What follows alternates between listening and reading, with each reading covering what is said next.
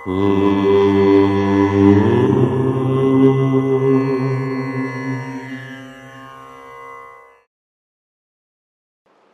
గణేశ శారదా దత్తాత్రేయ సద్గురు పరబ్రహ్మణే నమః.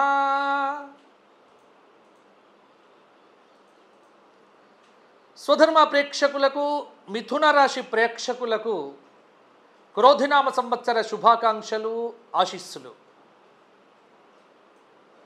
క్రోధినామ సంవత్సరం మిథున రాశి వారికి ఎలా ఉండబోతోంది, ఎటువంటి పరిహారాలు పాటించాలి, ఏ విధమైనటువంటి సూచనలు తీసుకోవాలి, ఈ విషయాలను ఇప్పుడు చూద్దాము. మిథున రాశి మృగశిర 3-4 పాదాలు, కా కి, ఆర్ద్ర 1, 2, 3, 4 పాదాలు, కు ఖం జ్ఞ ఛ, పునర్వసు 1, 2, 3 పాదాలు, కే కో హ. మిథున రాశి వారి ఆదాయం 5, మిథున రాశి వారికి వ్యయం 5, రాజ్యపూజ్యం 3, అవమానం 6. మిథున రాశి వారికి ఈ సంవత్సరం గ్రహ సంచార రీత్యా గ్రహాలు ఏ విధంగా ఉన్నాయి ముందు పరిశీలనగా చూద్దాము. గురువు, మిథున రాశి వారికి గురువు ఈ సంవత్సరం ఉగాది నుండి మేషరాశిలో 11వ స్థానమై మే నెల 1వ తేదీ వరకు శుభుడుగా ఉండటం చేత దాదాపు ఈ నెల రోజుల పాటు కూడా కొంత గురుబలం చేత కార్యక్రమాలన్నీ కూడా దిగ్విజయాన్ని పొందుతారు. సౌఖ్యం ఉంటుంది, శత్రుబాధలు ఉండవు, కొన్ని శుభవార్తలు వింటారు, గౌరవ మర్యాదలు అధికమవుతాయి. మే నెల 2వ తేదీ నుంచి ఇక సంవత్సరం చివరి దాకా వృషభ రాశిలో వ్యయస్థానంలో కొంత అశుభుడు కావటం చేత ఇక్కడ కీలకమైనటువంటిది ఏమిటి అంటే మిథున రాశి వారికి గురుబలం అనేటువంటిది ఈ సంవత్సరం కాస్త తగ్గుముఖం పడుతోంది. ఇక శని ఈ సంవత్సరం ఉగాది నుండి సంవత్సరాంతం వరకు కుంభరాశిలో 9వ స్థానంలో అశుభుడు కావటం చేత క్షణం తీరిక ఉండదు, మానసికమైనటువంటి వ్యాకులత, ఆరోగ్య విషయంలో శ్రద్ధ వహించక తప్పదు.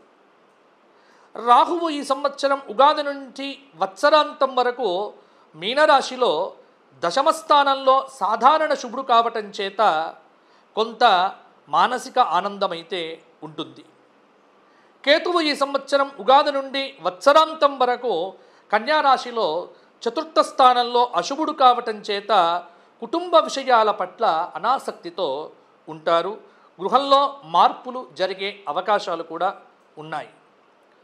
కాబట్టి ఇక్కడ మిథున రాశి వారికి ఈ సంవత్సరము మిశ్రమ ఫలితాలు అనేవి కనిపిస్తూ ఉన్నాయి. గత సంవత్సరం మిథున రాశి వారికి ఆడింది ఆట పాడింది పాట అన్నట్టుగానే కొంత అనుకూలత ఉంది. కానీ ఈ సంవత్సరము కొంత అనుకూలత మాత్రం తగ్గుతున్నది అనేటువంటి మాట మాత్రం యథార్థము. ఎందుకంటే ఏదైనా ముఖ్యమైనటువంటి పనులుంటే మే 2వ తేదీలోగా అంటే గురుబలం ఉన్న సమయం లోపల పూర్తి చేసుకుంటే మంచిది. వృత్తిపరంగా, వ్యాపారపరంగా పనిభారం అనేటువంటిది పెరుగుతుంది. సంతానపరమైనటువంటి యోగాదులైతే ఉన్నాయి. లాభ నష్టాలు మిశ్రమంగా ఉంటాయి. కొంత ఈ సంవత్సరము సౌఖ్యాన్ని కూడా అధికంగానే పొందుతారు. శత్రువులు అధికమవుతారు, శత్రువుల చేత పీడించబడతారు, శుభవార్తలు వింటారు, గౌరవ మర్యాదలు అధికమవుతాయి, అద్భుతమైనటువంటి శక్తి సామర్థ్యాలను పొందగలుగుతారు. కుటుంబంలో అభివృద్ధితో పాటు ఆకస్మికమైనటువంటి ధనలాభం అనేటువంటిది ఉంది. స్థానచలన సూచన కూడా ఉన్నది. శుభకార్యాల మూలకంగా ధన వ్యయం అనేటువంటిది ఈ సంవత్సరం అధికంగానే ఖర్చు అవుతుంది. అలాగే ఈ సంవత్సరము విశేషమైనటువంటి ప్రయాణాలు అధికంగా చేస్తారు. కాబట్టి ఆహార విహారాదుల్లో మార్పులు అనేటువంటివి లేకుండా కొంత జాగ్రత్తగా ఉంటే బాగుంటుంది. అనారోగ్యము ఏర్పడకుండా అంటే ఇక్కడ మిథున రాశి వారికి కూడా చెప్పుకోదగినటువంటి సూచన ఏమిటి అంటే కొంత మిథున రాశి వారు ఆరోగ్య విషయంలో జాగ్రత్తగా ఉండటం మంచిది. ఆరోగ్య విషయంలో శ్రద్ధ వహించక తప్పదు. ప్రయత్న కార్యాలు ఆలస్యంగా సఫలమవుతాయి. చెడు పనులకు దూరంగా ఉండటం అనేటువంటిది కూడా మంచిది. చెడు ఆలోచించవద్దు, చెడు చూడవద్దు అన్నట్టుగా కొంత సానుకూల దృక్పథాన్ని పెంపొందింప చేసుకొని అన్ని పనుల యందు కూడా మంచి భావనతో ముందుకు వెళ్ళవలసిందిగా సూచన. వృత్తిపరంగా, ఉద్యోగపరంగా అన్ని రంగాల్లో అభివృద్ధి అనేటువంటిది ఉంటుంది. స్థిరాస్తులకు సంబంధించినటువంటి విషయాల్లో కూడా జాగ్రత్త అవసరం. గతంలో వాయిదా వేయబడినటువంటి పనులు కూడా పూర్తవుతాయి.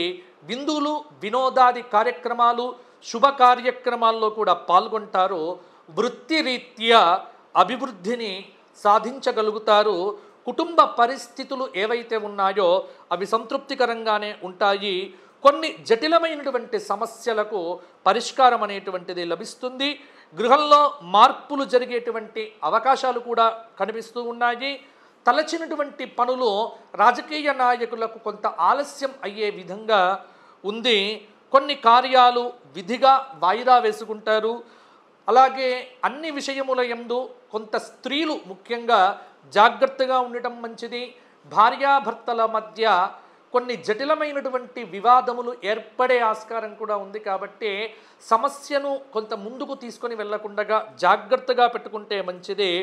రైతులకు వ్యవసాయం అనేటువంటిది సాధారణంగా ఉంటుంది. బంధుమిత్రుల యొక్క సహాయ సహకారాలను కొన్ని విషయాల్లో కూడా బాగానే పొందగలుగుతారు. రాజకీయ పరంగా నమ్మినటువంటి వారు మోసం చేయటం వల్లనో కొంత అవకాశాలు రాకపోవటం చేతనో దగ్గరికి వచ్చినటువంటి అవకాశాలు దూరం అవుతాయి. తలపెట్టినటువంటి పనులు ఆశించినటువంటి ఫలితములను ఇవ్వకపోవచ్చు. అలాగే ఫైనాన్స్ రంగంలో ఉన్నటువంటి వారికి బాకీలు అనేటువంటివి అధికమవుతాయి. ఉన్నతమైనటువంటి వృత్తుల్లో ఉన్నటువంటి వారికి తగిన సమర్థత, గుర్తింపు అనేటువంటిది ఉండకపోవచ్చు. విద్యార్థులు గట్టి ప్రయత్నముతో విజయములు సాధిస్తారు. కొన్ని జటిలమైన సమస్యలకు పరిష్కారం కూడా లభిస్తుంది. అలాగే కొంత గృహంలో ఏవైనా మార్పులు చేర్పులు చేయాలంటే కూడా ఈ ఉగాది లోపల అంటే చేసుకోవడం అనేటువంటిది మంచిది. మే నెల 1వ తేదీ లోపల కీలకమైనటువంటి పనులను పూర్తి చేసుకుంటే కొంత విజయాలు అనేటువంటివి పొందగలుగుతారు. అలాగే విద్యార్థులు కొంత శ్రమ పడితే వారికి అద్భుతమైనటువంటి ఫలితములు ఉండే ఆస్కారం కూడా ఉంది. మంచి ఫలితాలు అనేటువంటివి విద్యార్థులకు కలుగుతాయి. అలాగే అవివాహిత స్త్రీ పురుషులకు కొంత ప్రయత్నపూర్వకంగా మీరు చక్కగా ప్రయత్నం చేస్తే వివాహాది శుభకార్యాలు కూడా సిద్ధమవుతాయి. అలాగే గతంలో వాయిదా పడినటువంటి పనులు కూడా ఈ సంవత్సరం పూర్తి చేయవచ్చు. ఒక రకంగా చూస్తే ఆదాయం ఎంత ఉన్నా ఖర్చులు అనేటువంటివి మాత్రం అలాగే ఉంటాయి. మొత్తానికి డబ్బు మిగలకుండా అవసరాలకు డబ్బు మాత్రం చేకూరుతుంది. అది మిథున రాశి వారికి ఈ సంవత్సరం చెప్పుకోదగినటువంటి సూచన. ఇక పరిహారాల విషయానికి వస్తే ఇంకా ఏం చెయ్యాలి మరి మిథున రాశి వారు ఈ సంవత్సరం అంతా, ఈ క్రోధినామ సంవత్సరం అంతా బాగుండటానికి అంటే పరిహారము సంవత్సరం మొత్తం కూడా సంకష్టహర గణపతి వ్రతం చేస్తే బాగుంటుంది. అలాగే బుధవారం నాడు ఉపవాసం ఉండి గణపతి సహస్రనామ స్తోత్ర పారాయణం ఒక సంవత్సరం దీక్షగా చేస్తే తలచిన కార్యములలో విఘ్నములు అనేటువంటివి తొలగిపోతాయి.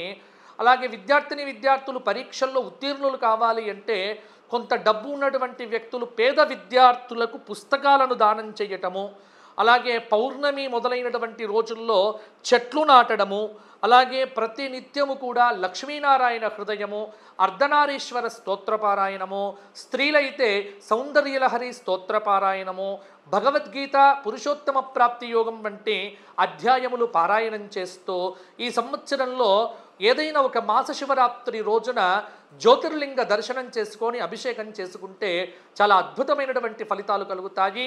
వీలైతే మిథున రాశి వారు ఈ సంవత్సరంలో ఏదైనా ఒక రోజు, ముఖ్యంగా పౌర్ణమి అయితే ఇంకా మంచిది, అరుణాచల క్షేత్రంలో గిరి ప్రదక్షిణం చేయడం వల్ల కూడా కొంత మేరకు అనుకూలత పెరగవచ్చు. అలాగే మిథున రాశి వారు ఈ సంవత్సరం అంతా కూడా దత్తాత్రేయ నామ స్తోత్ర పారాయణం కూడా చేయటం చాలా మంచి ఫలితాలకు కారకత్వం వహించవచ్చు. కాబట్టి మీ అందరికీ మంచి ఫలితాలు రావాలి అని కోరుకుంటూ, ఇప్పటిదాకా ఛానల్ సబ్స్క్రైబ్ చేయని వారు ఛానల్ను సబ్స్క్రైబ్ చేయాలి అని కోరుకుంటూ, ఎవరికైనా జ్యోతిష్యపరంగా వ్యక్తిగత జాతకం చెప్పించుకోవలసినటువంటి వ్యక్తులు ఎవరైతే ఉంటే కింద కనిపిస్తున్న నెంబర్కు ఫోన్ చేయండి. అపాయింట్మెంట్ తీసుకుంటే వారితో మాట్లాడటం జరుగుతుంది. అంతవరకు సెలవు. నమస్కారం.